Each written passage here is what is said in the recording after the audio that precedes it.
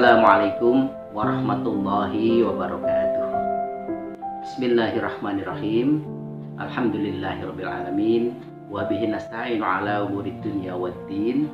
Wassalatu wassalamu ala sayyidina Muhammadin asrafil anbiya wal mursalin wa ala alihi wa sahbihi ajma'in.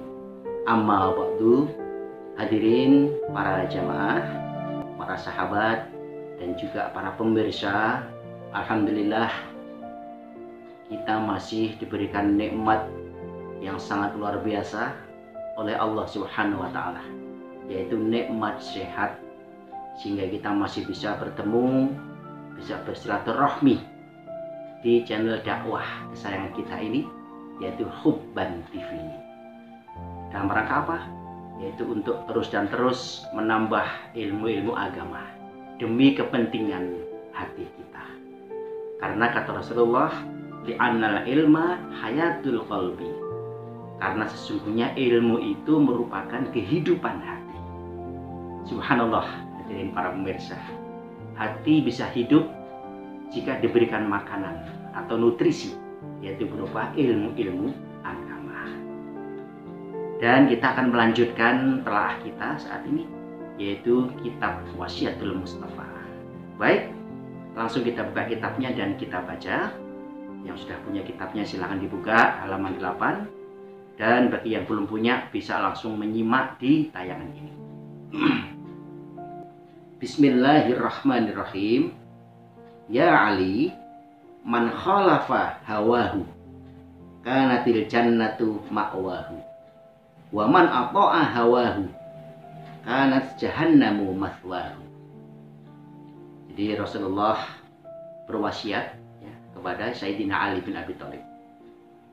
Man khalafa hawahu, barang siapa yang menentang nafsunya, hawa nafsunya, kanatil jannatu ma'wahu, maka ada surga tempatnya. Wa man ata'a hawahu, dan barang siapa yang mengikuti hawa nafsunya, artinya dia tidak mampu menentang hawa nafsunya atau tergelincir pada hawa nafsunya, kanat jahannamu mathwahu, maka ada neraka jahanam tempatnya. Subhanallah, hadirin para jamaah. Jadi Rasulullah mengingatkan, menasihati, berwasiat di sini, barang siapa yang bisa menahan atau menentang hawa nafsunya, nafsunya ini, maka Allah sudah sediakan surga baginya. Dan sebaliknya, barang siapa tidak mampu menahan hawa nafsunya, mengikuti hawa nafsunya, maka Allah sediakan baginya yaitu neraka jahanam. Jadi ngomong-ngomong soal nafsu, hadirin para jamaah, para pemirsa, dalam syarah kitab Al-Hikam dijelaskan bahwa nafsu itu dibagi 3. Yang pertama adalah syahwat. Ingat, syahwat adalah apa? Suatu kecondongan atau kecenderungan yang sangat kuat terhadap sesuatu yang bersifat materi. Misalnya apa? Kita sangat tertarik kepada harta benda. Kita sangat tergila-gila dengan uang. Kita sangat memuji-muji lawan jenis kita. Ya, jadi sangat kuat ini. Kecondongan sangat kuat hati kita kepada sesuatu yang bersifat materi. Dan hati-hati ini bisa membuat orang tergelincir karena mengejar harta, mengejar uang, bekerja siang malam, sampai membuat dia lupa dari ingat kepada Allah Subhanahu wa Ta'ala, sampai dia lupa, lalai dari beribadah kepada Allah Subhanahu wa Ta'ala. Ini hawa nafsu, syahwatnya. Syahwatnya membuatnya dia tergelincir kepada hal-hal yang bersifat materi di dunia ini. Hati-hati, maka akan condong nanti itu, cenderung dia kepada syahwatnya. Itu pertama, syahwat. Yang kedua adalah hawa nafsu. Hawa nafsu artinya sama, suatu kecondongan atau ketertarikan yang sangat kuat terhadap sesuatu, namun sifatnya adalah non materi. Apa contohnya? suatu keinginan yang sangat kuat ingin dipuji oleh orang lain. Suatu keinginan yang sangat kuat pengen diakui, pengen dianggap dia sebagai tokoh misalnya. Pengen diakui, pengen dimuliakan dia sebagai seorang pejabat, pengen dianggap dia seorang yang alim. Nah, ini adalah hawa nafsu. Maka jatuhnya adalah sebuah kesombongan. Jatuhnya adalah riya, pamer, ujub, bangga diri. Kalaupun dia menjadi seorang yang alim, maka kealimannya hanya untuk mencari pujian sesama. Kalaupun dia menjadi pejabat, menjadi tokoh masyarakat, maka semua itu hanya untuk mencari puja-puji dan kedudukan di antara sesama manusia. Itu hawa nafsu.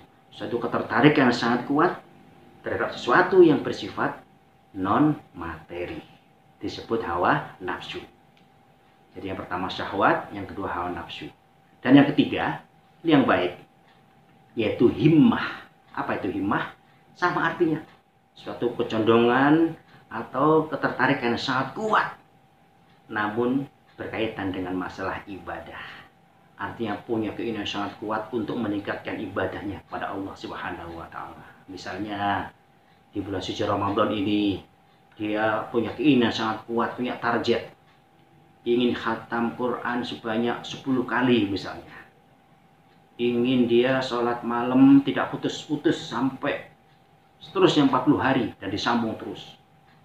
Lalu pengen dia bersedekah, berinfak sebanyak-banyaknya.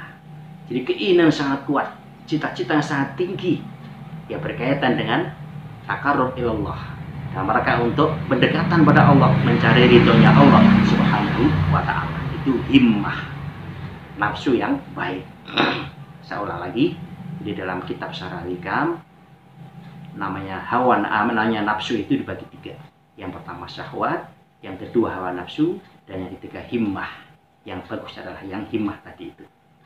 Nah, maka jika dikaitkan dengan wasiat Rasulullah SAW ini, man khalafa hawahu, barang siapa yang bisa menahan hawa nafsunya atau bisa mengendalikan ini syahwat dan hawa nafsu tadi itu, kanatil jannatu ma'wahu, maka surgalah tempatnya.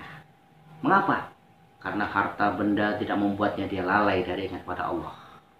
Wanita-wanita yang cantik misalnya tidak membuatnya dia lupa untuk terus takarrub pada Allah. Bukan berarti kita tidak boleh mencari harta, hadirin jamaah. Tetap. Namun ketika dia dilebihkan Allah dengan rezeki yang berlimpah, dia gunakan sebagai kendaraan untuk ibadah pada Allah Subhanahu wa Ta'ala. Dia punya ambisi menjadi pejabat, punya ambisi menjadi orang yang alim. Gak ada masalah, gak apa-apa. Namun semua itu digunakan sebagai sarana untuk beribadah pada Allah, untuk mencari keridhaan Allah Subhanahu wa Ta'ala. Itu masuk kategori, yaitu apa? Orang yang bisa menahan, man khalafa hawahu. Dan sebaliknya, wa man ata'a hawahu, dan barang siapa yang mengikuti hawa nafsu itu, artinya kecondongan kuat tadi terhadap harta, dia buru sampai dia lupa waktu, lupa ibadah, maka ini berbahaya. Kanat jahannamu maswahu, maka neraka jahanam akan menyeretnya. Subhanallah, hadirin para jamaah ya. Ini sangat penting buat kita semuanya. Hati-hati, walaupun kita sebagai orang yang sangat alim misalnya, hati-hati ya, bisa terpancing, bisa tergoda oleh namanya syahwat dan hawa nafsu itu. Karena punya ilmu harus ada amal. Ilmu tanpa amal menurut Imam Al-Ghazali itu suatu kegilaan. Punya ilmu namun dia tidak beramal, maka ilmu tidak berkah. Beramal berarti apa? Semakin dia punya ilmu, maka semakin ciut hatinya kepada Allah, semakin takut dia kepada Allah Subhanahu wa Ta'ala.